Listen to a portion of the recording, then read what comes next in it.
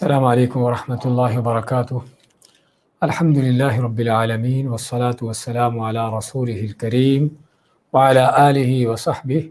ومن سار علی نہجہ الی یوم الدین وسلم تسلیما کثیرا، اما بعد۔ ہم نے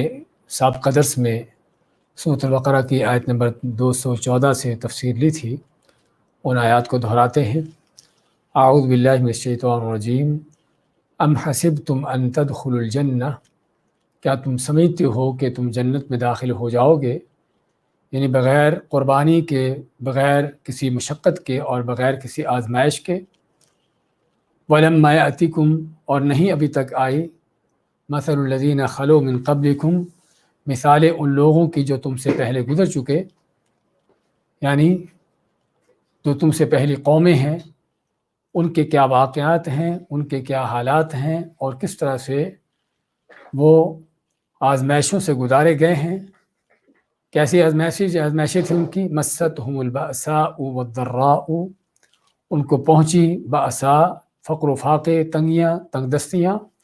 والضراء اور مصیبتیں، تکلیفیں، وزلزلوا اور حتیٰ کہ وہ ہلا دیے گئے، یعنی اس قدر ان پر آفتیں، اذیتیں پڑی کہ حتیٰ کہ وہ ہلا دیے گئے۔ حتیٰ یقول الرسول والذین آمنوا معه متی نصر اللہ، یہاں تک کہ کہا اس وقت کے رسول اور اس کے ساتھ ایمان لانے والے نے کہ اللہ کی مدد کب آئے گی۔ ہم نے بتایا تھا کہ یہ ان کا اعتراض نہیں، بلکہ اپنی عاجزی، بے بسی کا اظہار اور اللہ کی نصرت اور مدد کی دعا۔ الا ان نصر اللہ قریب، تو اللہ تعالیٰ اپنے ان بندوں کی حوصلہ افزائی کرتے ہوئے فرماتا ہے کہ بے شک اللہ کی مدد قریب ہے۔ اس آیت میں اس بات کا بیان ہے کہ اللہ کی جنت بہت قیمتی سامان ہے کہ جس کو حاصل کرنے کے لیے بھی بہت بڑی قیمت دینا پڑتی ہے، اور وہ قیمت ہے جان و مال کی۔ وہ قربانیوں کا رستہ ہے، وہ آزمائشوں کا رستہ ہے، اور اس لیے جنت میں جانے کے بعد جنتی جو ہیں وہ اللہ کا شکر ادا کرتے ہوئے کہیں گے الحمدللہ الذی اذھب عنا الحزن، کہ سب تعریفیں اس اللہ کے لیے ہیں، اللہ کا شکر ہے کہ جس نے ہم سے تنگیاں، مصیبتیں ختم کر دیں۔ اس کا معنی کیا ہے کہ جنتی ہمیشہ دنیا کے اندر یعنی کہ آزمائشوں میں ہے، مصیبتوں میں ہے، تکلیفوں میں ہے، اگرچہ اسے ان مصیبتوں کا احساس نہ بھی ہو، کیونکہ ایک مسلمان مومن کو جب اللہ کی رضا کی خاطر ان چیزوں کو وہ لیتا ہے تو اس کو ان چیزوں کا احساس نہیں ہوتا کہ مجھ پر کس قدر آفتیں ہیں۔ اس کے بعد ما یسألونک ماذا ینفقون، تم سے سوال کرتے ہیں کہ کیا خرچ کریں۔ جب اللہ نے جنتوں کا رستہ بیان کیا کہ وہ آزمائشوں کا رستہ ہے، قربانیوں کا رستہ ہے، اور قربانیوں میں سب سے پہلے اللہ کی راہ میں مال خرچ کرنا پڑتا ہے، تو اللہ نے جب ان چیزوں کا ذکر کیا تو صحابہ نے پوچھا کہ اللہ کے نبی صلی اللہ علیہ وسلم پھر ہم کیا خرچ کریں؟ تو اللہ تعالیٰ جواب دیتا ہے قل ما انفقتم من خیر، کہہ دیے کہ جو بھی تم خرچ کرتے ہو خیر میں سے، اور خیر سے مراد وہ مال جو حلال کا ہو، پاکیزہ ہو۔ فللوالدین، کس کے لیے خرچ کرنا ہے؟ ماں باپ پر، کیونکہ ان کا لوگوں میں سے، بندوں میں سے سب سے بڑا حق ہے بندے کا، انسان کے اوپر۔ اور کس کا ہے؟ والاقربین، اور جو قرابت والے رشتہ دار ہیں، کیونکہ ماں باپ کے سب سے قریبی وہ لوگ ہیں، تو ماں باپ کے بعد ان کا حق ہے۔ والیتامى، اور یتیموں ان کا حق ہے، والمساکین، غریبوں کا، وابن السبیل، اور مسافروں کا۔ تو یہ معاشرے کے چند وہ لوگ کہ جو اپنے حقداری کے لحاظ سے، اپنی محتاجی کے لحاظ سے سب سے زیادہ جو ہے وہ مستحق ہیں کسی کے احسان اور نیکی کے۔ اس کے بعد عموماً ذکر کیا ہر طرح کے نیکی کے، خیر کے کام کا، فرمایا وما تفعلوا من خیر، اور جو بھی تم خیر و بھلائی کرو گے۔ اور خیرین کا لفظ بھی معنی دیتا ہے کہ مال کو خرچ بھی کہاں کرنا ہے؟ خیر کے کاموں پر، نیکی کے کاموں پر، اور نیکی بھی وہ جو اللہ اور اس کے رسول کے ہاں نیکی سمجھی جاتی ہے، وہ نیکی نہیں جو خود اپنے فلسفوں سے، اپنے دل دماغ سے گھڑ بنا لیتے ہیں، وہ نیکی نہیں جو گمراہ کن ملاؤں پیروں کی گھڑی ہوئی ہے کہ لوگوں کے مال ہتھیانے کے لیے، ان کے مال لوٹنے کے لیے، وہ نیکی نہیں، بلکہ نیکی وہ ہے کہ جو اللہ اس کے رسول علیہ السلام کی طرف سے نیکی بنائی گئی ہے، بتائی گئی ہے کہ جو بھی تم خرچ کرتے ہو خیر میں، خیر کے کاموں میں، فإن اللہ بہ علیم، پس بے شک اللہ تعالیٰ اس کو خوب جانتا ہے، اور جانتا ہے تو دیکھتا ہے کہ تم کس نیت سے خرچ کرتے ہو، مقصد تمہارا کیا ہے، اور کن حالات میں خرچ کر رہے ہو، اور کیسا مال خرچ کر رہے ہو، کن پر خرچ کرتے ہو، اور پھر یہ بھی کہ اگر وہ اللہ کی رضا کے لیے مخلص ہو کر خرچ کیا ہوا ہے تو اللہ کے ہاں اس کا وہ محفوظ ہے، اس کا بہت بڑا اجر بھی ہے۔ تو علیم کے لفظ کے اندر یہ سارے معنی آ جاتے ہیں جس کا ہم نے ذکر کیا۔ کتب علیکم القتال، تم پر فرض کیا گیا قتال کرنا، جنگ کرنا، وہو کرہ لکم، جب کہ وہ تم کو ناپسند ہے۔ جب اللہ نے جنتوں کا رستہ بیان کیا جس میں مال خرچ کرنا ہوتا ہے، تو ساتھ ہی جانوں کی قربانی کا ذکر کیا کہ تم پر یہ قتال کرنا، جنگ کرنا، جہاد کرنا اللہ کی راہ میں یہ بھی فرض کیا گیا ہے، اور اس کو بھی کتبہ کے لفظ سے بیان کیا کہ جس لفظ سے کتبہ علیکم الصیام کہا تھا اسی میں کتبہ علیکم القتال کہا، تاکہ مسلمان کو پتہ ہو کہ جس طرح روزے فرض ہیں اسی طرح ہی جہاد فرض ہے، اسی طرح ہی اللہ کے نظام کو، اس کے قوانین کو، اس کی شریعت کو نافذ کرنا فرض ہے۔ تو یہ تم پر فرض کیا گیا ہے، وَهُوَ كُرْهُ لَكُمْ، جب کہ یہ تم کو بہت ناپسند ہے۔ یعنی کیونکہ ناپسند کیوں ہے؟ کیونکہ جانے جاتی ہیں، راحت و آرام چھوٹتے ہیں، دنیا اور دنیا کے لذت مزے سارے اس میں ختم ہو جاتے ہیں، اور دشمنوں کے ساتھ مقابلے ہیں، اور طرح طرح کے اس میں آزمائشیں ہیں، تنگیاں ہیں، مصیبتیں ہیں، اس لیے واقعی جانوں کو یہ چیز ناپسند ہے۔ لیکن حقیقت کیا ہے؟ وَعَسَىٰ أَن تَكْرَهُوا شَيْئًا وَهُوَ خَيْرٌ لَكُمْ، اور ممکن ہے کہ جس چیز کو تم ناپسند کرتے ہو وہی تمہارے خیر کی ہو، اور کوئی شک نہیں کہ جہاد میں کیا کیا خیر ہے دنیا آخرت کی، جس کا ہم نے ذکر کیا تھا کہ دشمن پر غلبہ ہے، عزت و نصرت ہے، مال غنیمت ہے، اسلام کا پھیلاؤ، اسلام کا کلمہ، اللہ کا کلمہ سر بلند ہونا ہے، اور عزت و وقار ہیں، اور جانوں کی، مالوں کی حفاظت ہے، اور کفر کا، باطل کا مٹنا ہے، طرح طرح کے اس میں خیر کے پہلو دنیا کے اندر اور آخرت میں بھی عظیم الشان جنتوں کا رستہ ہے۔ وَعَسَىٰ أَن تُحِبُّوا شَيْئًا وَهُوَ شَرٌّ لَكُمْ، ہاں اس کو چھوڑ کر گھر میں بیٹھنا بہت اچھا لگتا ہے، دنیا کے مزے اڑانے بہت دل کو پسند ہوتے ہیں، لیکن یہ چیزیں جو تم کو اچھی لگتی ہیں، پسند ہیں، ممکن ہے کہ یہی تمہارے شر کی ہوں، تمہارے نقصان کی ہو، کہ اس رستے کو چھوڑ کر، قربانیوں کا رستہ چھوڑ کر کس طرح سے ذلت رسوائیاں مقدر ہوتی ہیں، دشمنوں کے غلبے ہوتے ہیں، پھر وہی سجے بجے گھر کہ جن میں بیٹھنے میں بڑا مزہ آتا ہے وہ گھر چھوٹتے ہیں، تباہ ہوتے ہیں، اور وہ عزیز و اقارب کہ جن کو آدمی چھوڑنا گوارہ نہیں کرتا، جو پاؤں کی زنجیریں ہوتی ہیں، وہی عزیز و اقارب آنکھوں کے سامنے تباہ ہوتے ہیں، قتل ہوتے ہیں، عزتیں لٹتی ہیں، اور کیا کیا اس کے نقصانات ہیں دنیا کے اندر بھی اور آخرت میں بھی، اللہ کے غضب، اس کے عذاب کا موجب۔ تو فرمایا کہ جس چیز کو تم چاہتے ہو، راحت و آرام کو، قربانیوں کو رستہ چھوڑ کر، اس میں کیا کیا تمہارے لیے شر ہے۔ واللہ یعلم وانتم لا تعلمون، اللہ تعالیٰ ہے جو جانتا ہے کہ کیا تمہاری خیر کی چیز ہے، کس میں تمہارا فائدہ ہے اور کس میں تمہارا نقصان ہے، تم نہیں جانتے۔ آدمی صرف اپنی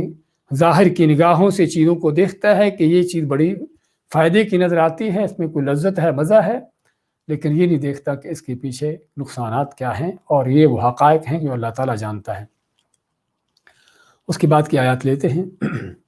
اعوذ باللہ من الشیطان الرجیم، یسألونک عن الشہر الحرام قتال فیہ قل قتال فیہ کبیر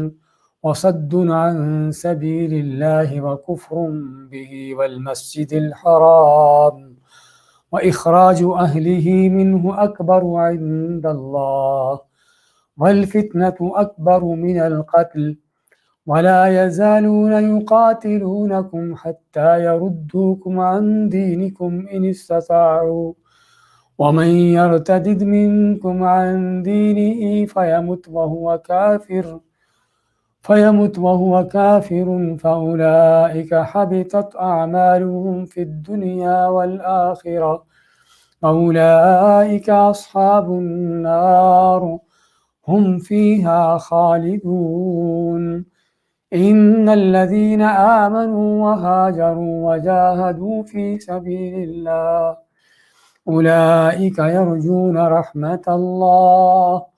واللہ غفور رحیم۔ یسألونک، سوال کرتے ہیں آپ سے، عن الشہر الحرام، حرمت کے مہینوں کے بارے میں۔ شہر کے معنی مہینہ اور حرام کے معنی حرمت کا۔ حرمت کے مہینوں کے بارے میں کیا سوال ہے؟ قتال فیہ، کہ ان میں جنگ کرنا، حرمت کے مہینوں میں جنگ کرنا، اس کے بارے میں سوال کرتے ہیں۔ قل، کہہ دیجئے، قتال فیہ کبیر، کہ حرمت کے ان مہینوں میں جنگ کرنا، قتال کرنا بہت بڑا گناہ ہے اور بہت بڑی بات ہے۔ لیکن وصد عن سبیل اللہ، لیکن اللہ کی راہ سے روکنا، وکفر بہ، اور اللہ سے کفر کرنا، والمسجد الحرام، اور مسجد حرام سے روکنا، واخراج اہلہ، اور اس کے رہنے والوں کو اس سے اخراج نکالنا، منہ، اس سے واخراج اہلہ منہ، اور اس کے رہنے والوں کو اس سے نکالنا، یہ سبھی کیا ہے؟ اکبر عند اللہ، یہ سبھی جرم جو ہیں اللہ کے ہاں حرمت کے مہینوں میں قتال جنگ کرنے سے بھی بڑے جرم ہیں۔ والفتنۃ، اور ان سے بھی جو بڑا جرم ہے وہ کیا ہے؟ اکبر من القتل، وہ قتل و قتال سے بھی زیادہ، فتنہ جو ہے وہ اس سے بھی بڑا جرم ہے۔ ولا یزالون، اور رہیں گے ہمیشہ، یقاتلونکم، تم سے یہ کافر جنگ کرتے رہیں گے، حتیٰ، یہاں تک کہ یردوکم عن دینکم ان استطاعوا، یردوکم، تم کو مرتد کر دیں، تم کو پلٹا دیں، عن دینکم، تمہارے دین سے، ان استطاعوا، اگر ان کا بس چل سکا، اگر ان کی استطاعت ہوئی۔ ومن یرتدد، اور جو بھی مرتد ہوتا ہے، جو بھی پھرتا پلٹتا ہے، منکم، تم میں سے، عن دینہ، اپنے دین سے، فیمت وہو کافر، اور پھر مرتا ہے اس حالت میں کہ وہ کفر پر ہو، کافر ہو، فاولئک حبطت اعمالہم، پس یہی وہ لوگ ہیں جن کے اعمال برباد ہو گئے۔ حبط کے معنی ضائع ہو جانا، برباد ہو جانا، ان کے اعمال ضائع برباد ہو گئے، فی الدنیا والآخرہ، دنیا میں بھی اور آخرت میں بھی۔ واولئک اصحاب النار، اور یہی وہ لوگ ہیں جو آگ والے، جہنم والے ہیں، ہم فیہا خالدون، جو اس میں ہمیشہ رہیں گے۔ ان الذین آمنوا، بے شک وہ لوگ جو ایمان لائے، والذین ہاجروا، اور وہ لوگ جنہوں نے ہجرت کی، وجاہدوا، اور جہاد کیا، فی سبیل اللہ، اللہ کی راہ میں، اولئک یرجون رحمت اللہ، یہ وہ عظیم لوگ ہیں کہ جو اللہ کی رحمت کے امیدوار ہیں۔ واللہ غفور الرحیم، اور اللہ تعالیٰ بڑا ہی بخشنے والا، مہربان ہے۔ سورۃ البقرہ کی آیت نمبر 217 اور 218 کی تلاوت اور ترجمہ پیش کیا گیا ہے۔ اللہ تعالیٰ یسألونک عن الشہر الحرام، آپ سے سوال کرتے ہیں حرمت کے مہینوں کے بارے میں، قتال فیہ، کہ اس میں قتال کرنا، جنگ کرنا کیسا ہے، کیا حکم ہے۔ سب سے پہلے تو اس آیت کا شان نزول کیا ہے۔ اس آیت کے شان نزول کے حوالے سے صحیح احادیث ہیں کہ 2 ہجری میں رسول کریم صلی اللہ علیہ وسلم نے عبداللہ ابن جحش رضی اللہ تعالیٰ عنہ کی قیادت میں ایک دستہ بھیجا، 7 آدمی کا ایک دستہ بھیجا، اور ان کو حکم دیا، پہلے تو ان کو حکم دیا عبداللہ ابن جحش کو، ایک خط لکھ کر دیا اور فرمایا کہ تم اس خط کو ابھی نہیں کھولنا، بلکہ فلاں فلاں جگہ پر جا کر کھولنا اور دیکھنا میں اس میں کیا لکھا ہے۔ اور اس میں آپ صلی اللہ علیہ وسلم کا مقصد یہ تھا کہ تاکہ یہ خبر ان لوگوں کے سوا کسی اور کو نہ ہو۔ تو چنانچہ عبداللہ ابن جحش اپنے ساتھیوں کو لے کر نکلتے ہیں، اور جو نبی کریم صلی اللہ علیہ وسلم نے جگہ ان کے لیے متعین کی تھی وہاں پر جا کر وہ خط کھولتے ہیں اور خط پڑھتے ہیں۔ تو آپ نے کیا لکھا تھا؟ ان کو ہدایات دی تھیں کہ یہاں سے چلو اور مکہ اور طائف کے درمیان وادی نخلہ ہے، وہاں پر جا کر پڑاؤ ڈالو، اور صرف کافروں کی نقل و حرکت پر جو ہے نظر رکھو۔ یعنی 2 ہجری کا یہ زمانہ ہے کہ جب مشرکین مکہ رسول کریم صلی اللہ علیہ وسلم اور مسلمانوں کے خلاف ہر طرح کی کوششوں میں، ان کے خلاف ہر طرح کے نقصانات کے لیے تلے ہوئے تھے۔ تو آپ نے ان کو حکم دیا کہ وہاں پر وادی نخلہ میں جا کر ٹھہرے، مکہ اور طائف کے درمیان، اور صرف کافروں کی نقل و حرکت کو دیکھیں کہ وہ کیا کر رہے ہیں۔ تو چنانچہ یہ لوگ جب وہاں پر پہنچتے ہیں تو کیا ہوتا ہے کہ طائف کی طرف سے مکہ کو جانے والا ایک قافلہ آتا ہے، مشرکین کا، مکہ والوں کا قافلہ، مشرکوں کا، کہ جن کے پاس کوئی مال تھا، کوئی غلہ تھا، کوئی اس طرح کی چیزیں تھیں۔ تو انہوں نے دیکھا کہ یہ کافر ہیں، دشمن ہیں ہمارے، جنہوں نے ہم کو مکہ سے نکالا ہے، اللہ نے ہمیں ہمارے ہاتھ میں یہ دیے ہیں، تو ہم ان کے مال بھی اپنے ہاتھ میں لیتے ہیں اور ان کا مقابلہ کرتے ہیں۔ تو چنانچہ ان صحابہ نے جو آپ نے بھیجے تھے، انہوں نے ان سے لڑائی کی، جنگ کی، کہ جس کے نتیجے میں ان کا ایک آدمی مارا گیا جس کا نام ابن الحضرمی تھا۔ ابن حضرمی نام کا یہ آدمی قتل ہو گیا، اور کچھ بھاگ گئے، اور 2 آدمی وہ گرفتار کر کے اپنے ساتھ لے آئے، اور جو ان کے پاس مال تھا وہ بھی اپنے ساتھ لے کر مدینہ میں آ گئے۔ اب جب مدینہ میں آتے ہیں تو رسول کریم صلی اللہ علیہ وسلم کو جب پتہ چلتا ہے کہ اس طرح سے انہوں نے یہ کام کیا ہے، تو آپ ان کے اس کام کو ناپسند کرتے ہیں کہ میں نے تم کو وہاں پر کوئی جنگ کرنے کا حکم تو نہیں دیا تھا، صرف یہ حکم دیا تھا کہ ان کی نقل و حرکت پر نظر رکھو۔ تو اس سے ان صحابہ کو بڑی کوفت ہوتی ہے کہ ہم نے غلط کام کر لیا، اور دوسری طرف جو ہے اسلام کے دشمنوں کو بھی اسلام کے خلاف پراپیگنڈے کرنے کا موقع ملا، کہ جو ہر دور کے، ہر زمانے کے دشمنوں کا، ہر زمانے کے باطل پرستوں کا انداز رہتا ہے کہ صرف ان کو موقع ملنا چاہیے حق پرستوں کے خلاف، دینداروں کے خلاف، ایمان والوں کے خلاف کوئی سازش کرنے کا، کوئی پراپیگنڈے کرنے کا، بس پھر ان کی زبانیں کس انداز سے چلتی ہیں، وہ کس انداز سے شور مچاتے ہیں۔ اور آج بھی ہم یہ دیکھتے ہیں کہ کسی دیندار آدمی سے کوئی گناہ ہو جائے، کوئی غلطی جرم ہو جائے صحیح،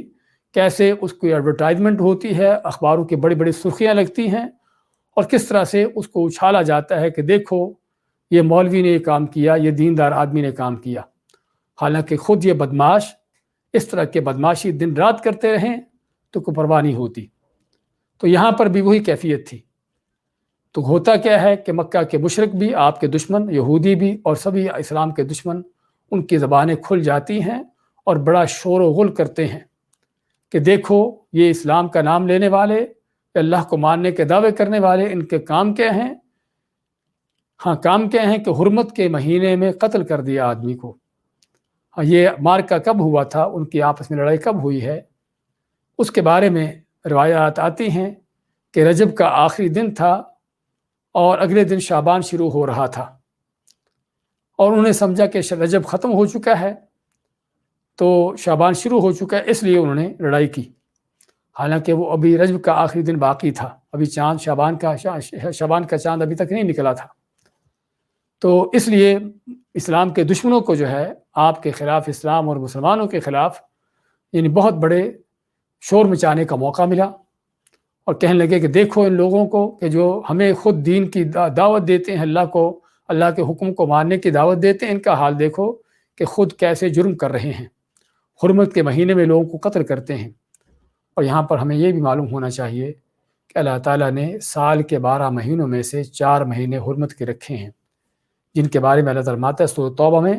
ان عدۃ الشہور عند اللہ 12 شہرا فی کتاب اللہ وما خلق السماوات والارض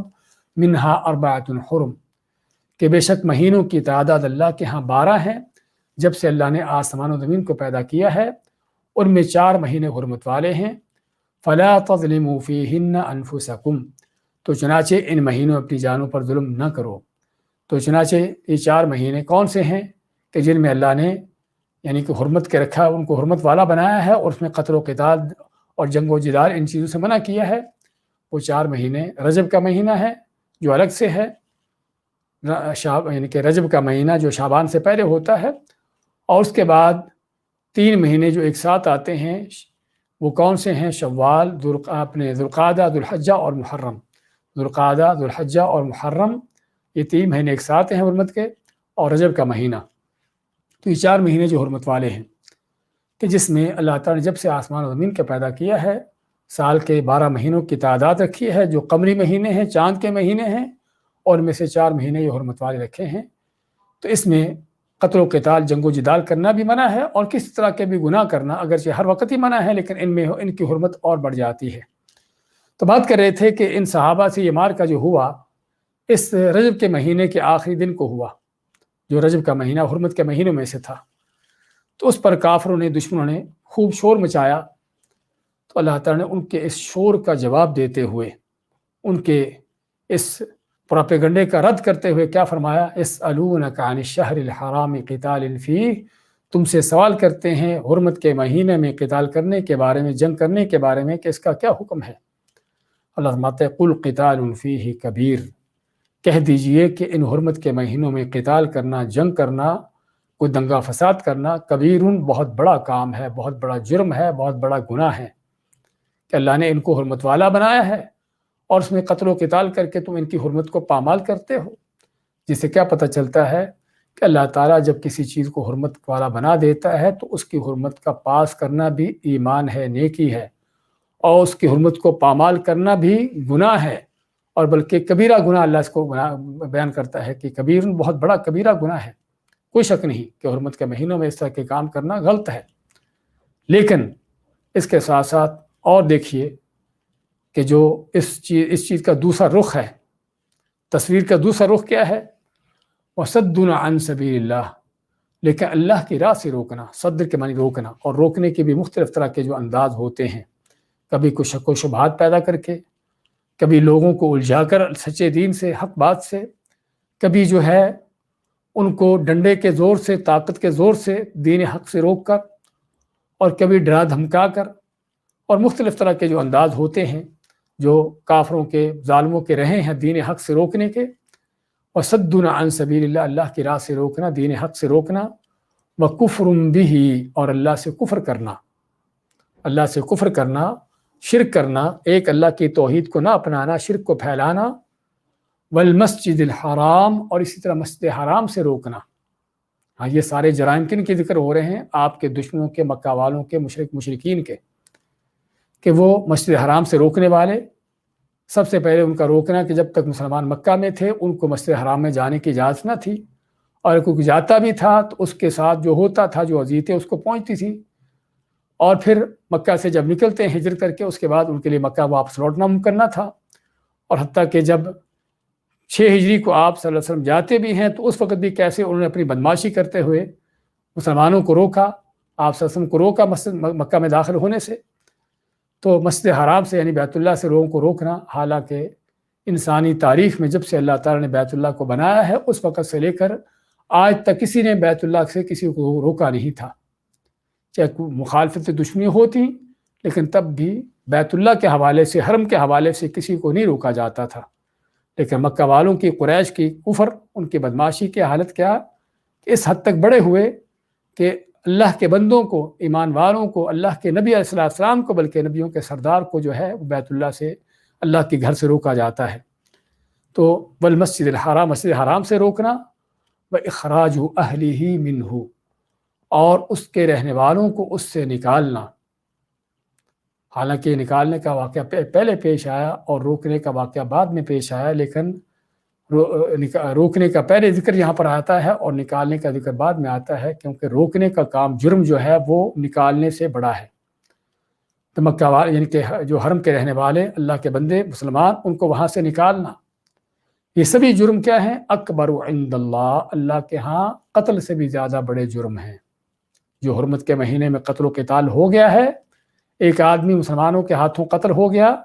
اللہ فرماتا ہے کہ اے مشرکو، اے کافرو، اے دین کے دشمنوں، تم جو بے ایمانیاں کر رہے ہو، تم جو جرائم کر رہے ہو اللہ کی راہ سے روکنے کے، کفر پھیلانے کے، شرک پھیلانے کے، اور اللہ کے گھر سے، مسجد حرام سے روکنے کے، اور حرم کے رہنے والوں کو وہاں سے نکالنے کے، یہ تم جو بڑے بڑے جرم کر رہے ہو، یہ مسلمانوں کے اس آدمی کو قتل کرنے سے کہیں بڑے جرم ہیں۔ اور اس سے بھی بڑا جرم کیا ہے؟ وَالْفِتْنَةُ أَكْبَرُ مِنَ الْقَتْلِ، اور جو فتنہ تم پھیلائے ہوئے ہو، ویسے تو تم مسلمانوں کو کہتے ہو کہ انہوں نے قتل کر کے فتنہ کھڑا کر دیا، جو فتنہ تم پھیلائے ہوئے ہو کہ کفر و شرک پھیلا رہے ہو، ایمان سے لوگوں کو ہٹا رہے ہو اور ایمان سے لوگوں کو روکتے ہو، ہاں یہ فتنہ جس کا ہم پہلے بھی پڑھ چکے ہیں، وہاں پر اشدو کا لفظ تھا کہ زیادہ شدید، سخت ہے، اور یہاں پر اکبر کہ فتنے سے مراد یعنی لوگوں کو سچے دین سے، دین حق سے پھیرنا، روکنا، اور لوگوں کو اسلام کی طرف نہ آنے دینا۔ تو یہ فتنہ جو تم پھیلائے ہوئے ہو، کفر و شرک پھیلانے کا، سچے دین سے، دین حق سے لوگوں کو روکنے کا، یہ فتنہ جو ہے اکبر من القتل، وہ قتل و قتال سے بھی زیادہ بڑھ کر ہے، اس سے بھی بڑا جرم ہے۔ تو اس میں اللہ تعالیٰ نے واضح کیا اور کافروں کے ان سازشوں کا، ان کوئی شور و غل کا جواب دیا کہ تم صرف اس بات پر شور مچاتے ہو کہ مسلمانوں کے ہاتھوں، اور وہ بھی غلطی سے جو ہے ایک آدمی قتل ہو گیا، سمجھا کہ ابھی حرمت کا مہینہ یعنی ختم ہو گیا ہے، تو غلطی سے ایک آدمی قتل ہو گیا، اس پر تم شور مچا رہے ہو اور اپنے جرائم کو نہیں دیکھتے کہ تم نے کتنے مسلمانوں کے خون بہائے ہیں۔ اللہ پر ایمان لانے والوں، اللہ کا کلمہ پڑھنے والوں کو کیا تم نے اذیتیں دی ہیں؟ اور تو اور نبیوں کے سردار جہانوں کے امام، ان کے کیا ان کے اوپر تمہاری دسترازیاں ہیں؟ کیا کیا تمہارے ظلم و ستم ہیں؟ اللہ کے گھر سے روکنے کے، کفر پھیلانے کے، اور لوگوں کو سچے دین سے، دین حق سے روکنے کے یہ فتنے تم نے کھڑے کر رکھے ہیں۔ اپنے گریبان میں جھانک کر تو دیکھو کہ تم کتنے بڑے مجرم ہو۔ لیکن افسوس کی بات یہ ہے اور حقیقت یہی ہے کہ ہر زمانے میں چونکہ مشرک، کافر، باطل پرست یہ زیادہ ہوتے ہیں، حق پرست تھوڑے ہوتے ہیں۔ مشرک باطل پرست جو ہیں مالدار ہوتے ہیں، سردار چودھری ہوتے ہیں، اور عہدے منصب ان کے پاس ہوتے ہیں۔ عام طور پر اللہ کے نیک بندے کمزور ہوتے ہیں، غریب فقیر ہوتے ہیں اور سادہ لوگ ہوتے ہیں، اس لیے نہ وہ شور مچانا جانتے ہیں، نہ ان کے پاس زیادہ وسائل ہیں اللہ کے بندوں کے پاس۔ لیکن ان کافر بدماشوں کے پاس وسائل ہوتے ہیں، میڈیا ہے آج کا بھی، تو یہ اپنی بدماشی کو میڈیا پر لاتے ہیں اور مسلمانوں کے، اللہ کے نیک بندوں کی باتوں کو، ان کے معاملات کو اچھالتے ہیں لوگوں کے ہاں ان کو بدنام کرنے کے لیے۔ تو یہ ہر زمانے کی بات رہی ہے۔ تو وہاں پر بھی کافروں کا شور مچانا، اللہ نے قرآن میں اس کا رد کرتے ہوئے یہ جواب دیا۔ ہاں، اس کے بعد اللہ تعالیٰ ایک حقیقت کھول کر بیان کرتا ہے جسے ہر مسلمان کو سمجھنے کی ضرورت ہے، اور وہ حقیقت کیا ہے؟ وَلَا يَزَالُونَ يُقَاتِلُونَكُمْ حَتَّى يَرُدُّوكُمْ عَنْ دِينِكُمْ إِنِ اسْتَطَاعُوا، کہ کافر بدماش، یہ ظالم تم سے قتال جنگ کرتے رہیں گے۔ صرف بات جو ہے اب یہ نہیں اب تک جو کر چکے ہیں بس، بلکہ آئندہ سے بھی اور ہمیشہ کے لیے بھی تم سے جنگیں کرتے رہیں گے، تم سے لڑائیاں کرتے رہیں گے، اور تمہارے مخالف ہر طرح کی کوششیں سازشیں کرتے رہیں گے۔ کب تک؟ حتیٰ یردوکم عن دینکم ان استطاعوا،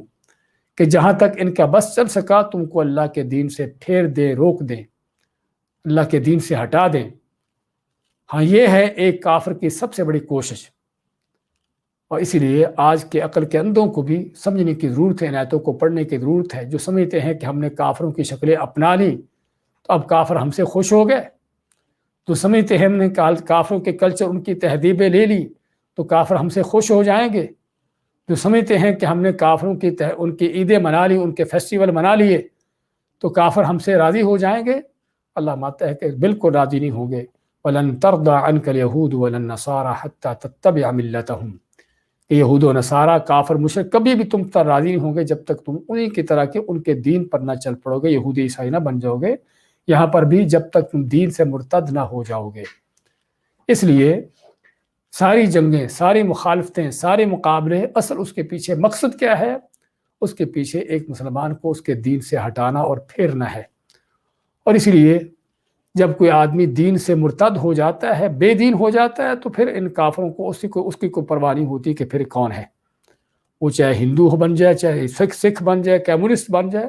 بس دین کو، اسلام کو چھوڑ دے، دین حق پر نہ رہے۔ ہاں، یہ ہے اصل شیطان کا مقصد۔ تو یہ شیطان صفت لوگ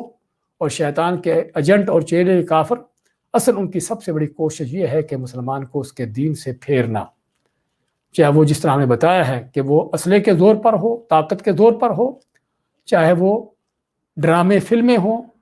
سوشل میڈیا ہو، اور ان کی تنظیمیں ہوں، ان کی NGOs ہوں کہ جو ان کے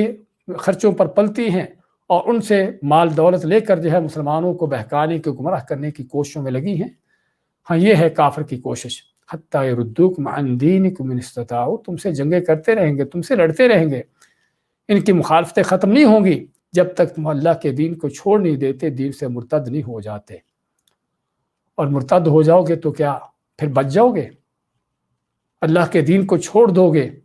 تو کیا تمہاری خیر عافیت ہوگی؟ اللہ نے اس کا انجام بیان کرتے فرمایا وَمَن يَرْتَدِدْ مِنْكُمْ عَنْ دِينِهِ، اور جو بھی کوئی تم میں سے اللہ کے دین سے پھرتا ہے، اللہ کے دین کو چھوڑتا ہے، جو بھی دین حق سے مرتد ہوتا ہے، پھر نہ سمجھے کہ ان کافروں کے شر سے بچ گیا، ان کی اذیتوں سے بچ گیا، اب خیر ہی خیر ہے نہیں کہ جو دین سے مرتد ہو کر فیمت وہو کافر، اس حالت میں مرا کہ وہ کافر ہی تھا، مرتد حالت میں مر گیا، فاولئک حبطت اعمالهم فی الدنیا والآخرہ،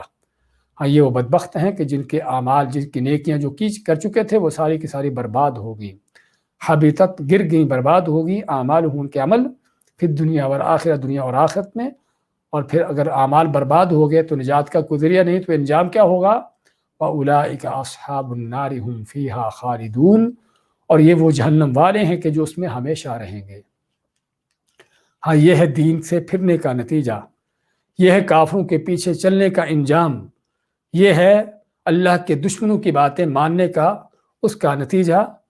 کہ مرتد ہو جاؤ گے، اللہ کے دین کو چھوڑو گے۔ چھوڑنے کا معنی ضروری نہیں کہ آدمی کہے کہ میں اسلام سے مرتد ہو گیا، ضروری نہیں کہے کہ میں عیسائی یہودی بن گیا، میں ہندو سکھ بن گیا۔ ہاں یہ بھی کافی ہے کہ اس نے اللہ کا دین، اللہ کا حکم چھوڑ دیا، کافروں سے ڈر کر، ان کی بات مان کر، ان کے پراپیگنڈوں میں آ کر اس نے اللہ کا حکم چھوڑ دیا کہ جس کو اللہ نے کرنے کا حکم دیا ہے، جو دین کے فرائض اور اہم ترین یعنی کہ احکام میں سے ہے، اس کو اللہ کا حکم کو چھوڑ دیا، کافروں کی بات مان لی، دین سے پھر گیا، مرتد ہو گیا، نتیجہ کیا ہے؟ ہمیشہ ہمیش کی جہنم ہے۔ ہاں چند دن کی زندگی، دنیا کی زندگی تو ممکن ہے اس نے بچا لی ہو یا کافروں کی اذیت سے بچ گیا ہو، لیکن اس معمولی اذیت سے بچنے کے نتیجے میں ہمیشہ ہمیش کی جہنم کی اذیت کا سودا کر لیا، اور یہ ہے جو سب سے خسارے کا، نقصان کا سودا ہے۔ اور اس آیت کے اس جملے کے اندر ہم کو اس بات کی وضاحت ملتی ہے کہ کافر جو ہے وہ اصل حقیقی دشمن ہے، وہ صرف آپ کا جانی مالی نقصان کرنے پر نہیں بلکہ آپ کا دین، آپ کا عقیدہ، آپ کا ایمان برباد کرنے پر تلا ہے۔ اس کی سب سے بڑی تمنا، کوشش یہ ہے کہ آپ کے دین و ایمان کو برباد کرے، اور اس لیے ہم دیکھتے بھی ہیں آج بھی کہ کافر، اس کی جنگ کس کے خلاف ہے؟ جو انہی کی طرح کے مرتد ہیں، انہی کی طرح کے بے ایمان ہیں، ان کے خلاف نہیں ہے۔ انہی کی طرح کے جو عقیدوں پر ہیں، شرک و کفر کے بے ایمانی کے عقیدوں پر چاہے مسلمان کہلاتے ہوں، کافر کو ان کی پرواہ نہیں ہے۔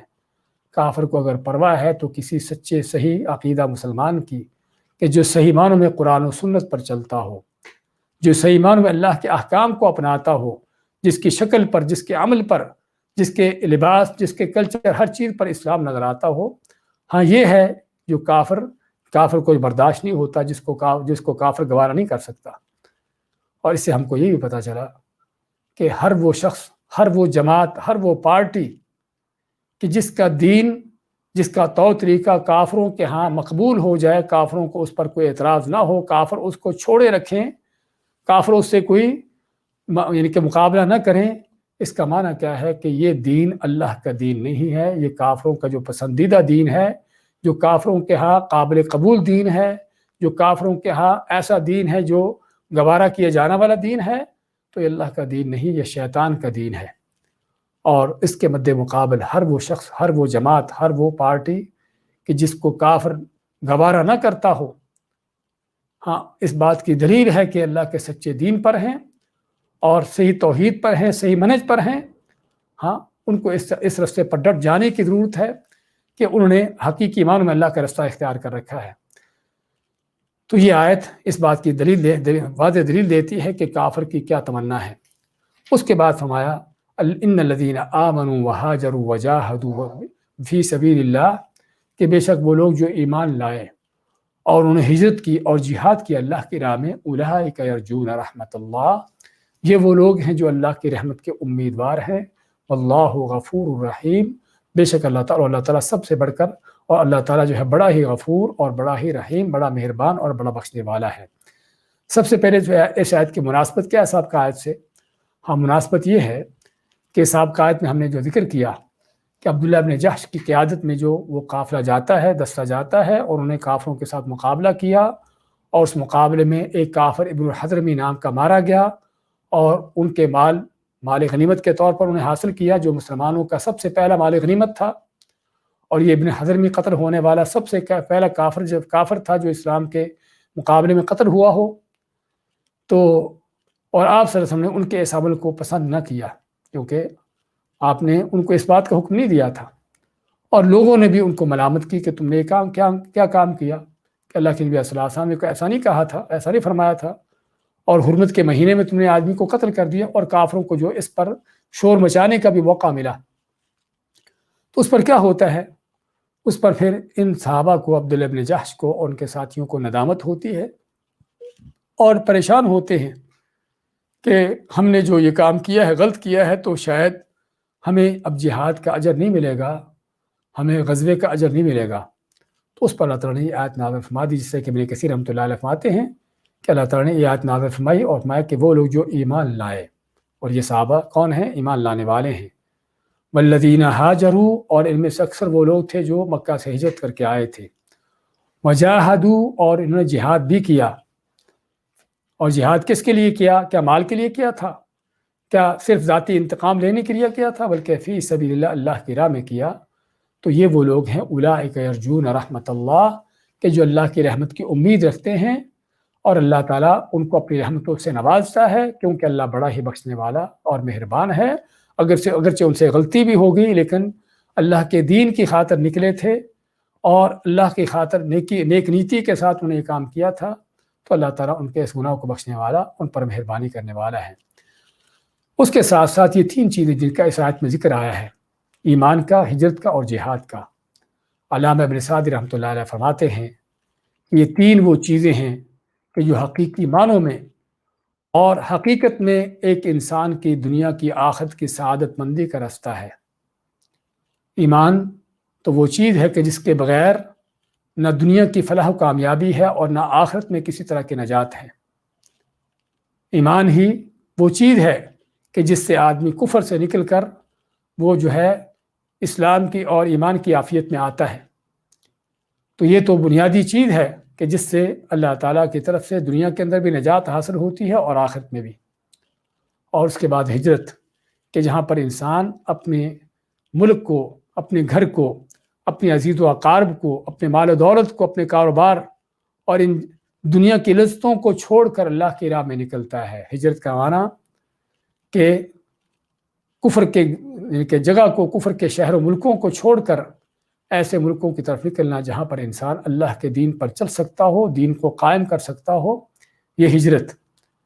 اور یہ ہجرت معمولی سا کام نہیں، بہت بڑا کام ہے اور بہت مشکل کام ہے کہ وہ ملک، وہ وطن، وہ شہر، وہ علاقے جہاں پر آدمی پیدا ہوتا ہے، پلتا بڑھتا ہے، جہاں پر اس کی زندگی کے سال گزرے ہوتے ہیں، ان جگہوں کو چھوڑنا صرف اور صرف اللہ کے دین کی خاطر، ہمارے دولت کی خاطر، دنیا کی خاطر تو بڑی ہجرتیں ہوتی ہیں اور ہو رہی ہیں، لیکن اصل ہجرت کے جو اللہ کے دین کی خاطر، نیکی کی خاطر آدمی دنیا کی لذتیں چھوڑتا ہے، تو یہ ہجرت بہت مشکل کام ہے اور عزیز و اقارب چھوڑنا پڑتے ہیں،